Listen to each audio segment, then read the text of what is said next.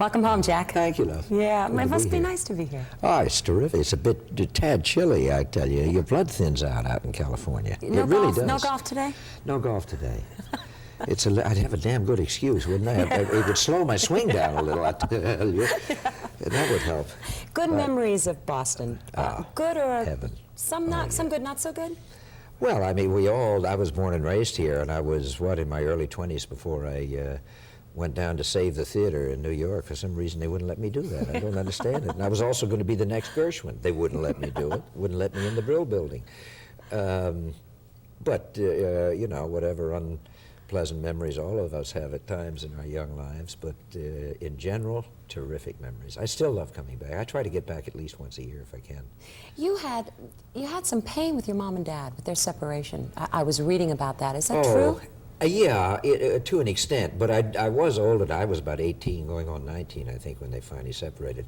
But I was old enough to realize that they were happier, basically, apart than they were together, and that I think they probably stayed together a lot longer than they wanted to, feeling that they were doing it for me, but I was fully aware. Kids, most of the time, kids are, aren't they? Fully aware. Yeah, I think they're much more aware. But the good thing about it is it was not unamicable at all. They just were happier apart for whatever the reasons may have been that were personal to them that I wasn't aware of that much. But they remained very close and very happy once they didn't have to live together. And they lived within a mile or so of each other for the rest of their lives. It's amazing. They were both real characters, or it seems that way. They were just great.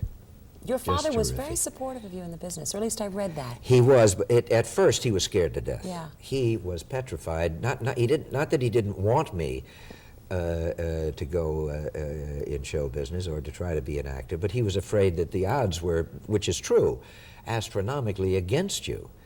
And thank God it worked, because with all the good fortune that I've had, the luckiest thing is that it worked, period, because I wasn't really prepared to do anything else. From the time I was 8 or 9 on, that's all I wanted to do. Did it have anything to do with the time you were born, the time that you entered the business? Did that help? Yes, in this sense.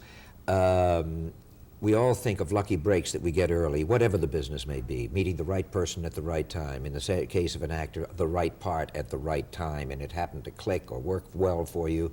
So they said, oh, wow, you know, and it brings you to the attention of other writers and directors and producers and so forth.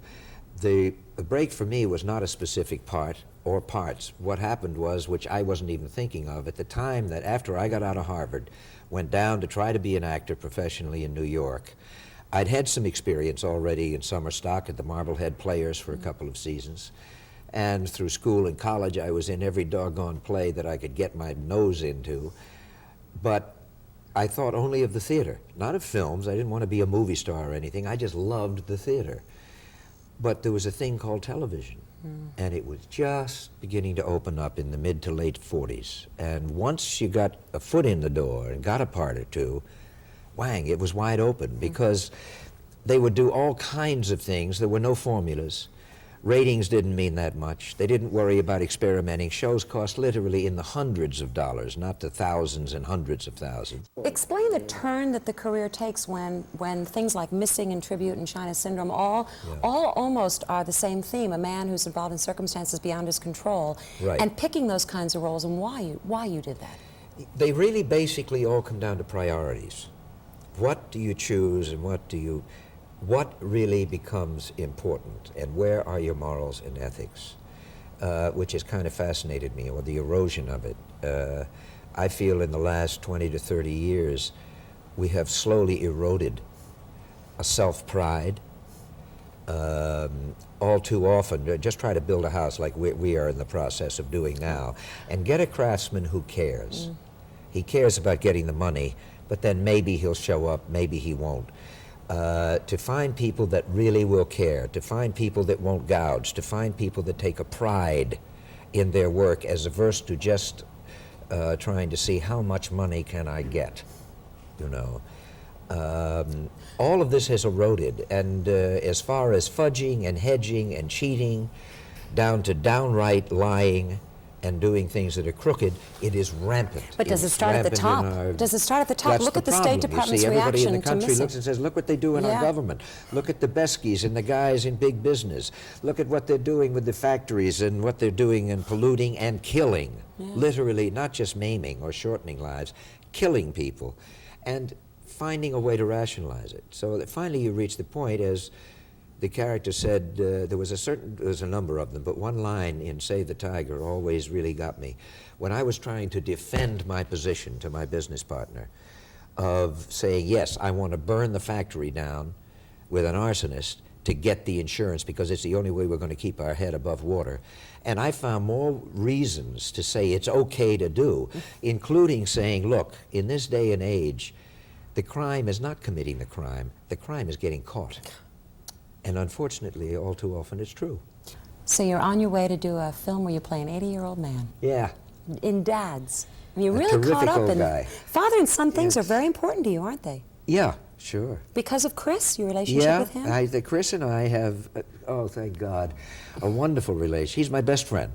Yes. And I have a number of very close friends, but there's no question that Chris is right there, and I'm his father and he's my son, but we're also very close, really as friends.